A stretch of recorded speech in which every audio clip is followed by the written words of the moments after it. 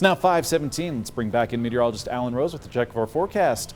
Good morning, Alan. Good morning, Tony. And speaking of July 4th, we're going to have that July 4th forecast here over the next couple of minutes. Starting out with clearing skies this morning in Pueblo after picking up about a quarter of an inch of rain and some strong to severe storms back on Sunday.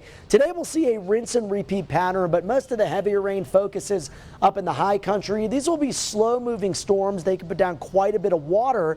And there will be some scattered storms on the plains, probably closer to I-25 today than the eastern border.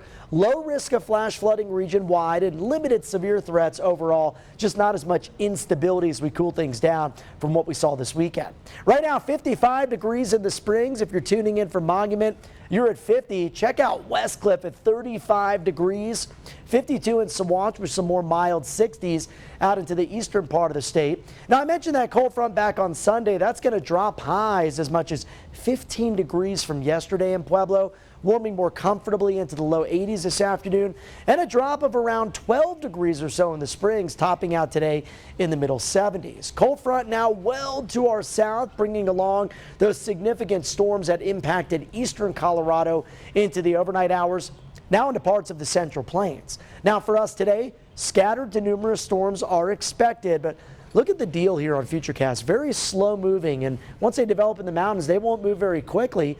We might even see them pretty late into the evening here in the Springs. If we get that rain, probably after about 4 or 5 o'clock. Showers likely up until about 8 to 9 o'clock, and then that rain tapers off as we make our way into the overnight hours. Tomorrow, very similar pattern early on with partly cloudy skies early, but fewer showers and storms for the plains as that subtropical moisture looks to favor areas west of I-25 more so than what we'll see today.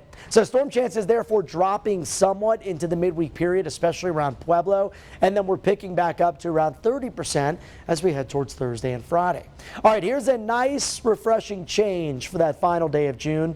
Some upper 60s today in Teller County. We'll be in the low 80s around Pueblo, upper 70s in the Springs, Canyon City, Walsenburg, and Trinidad.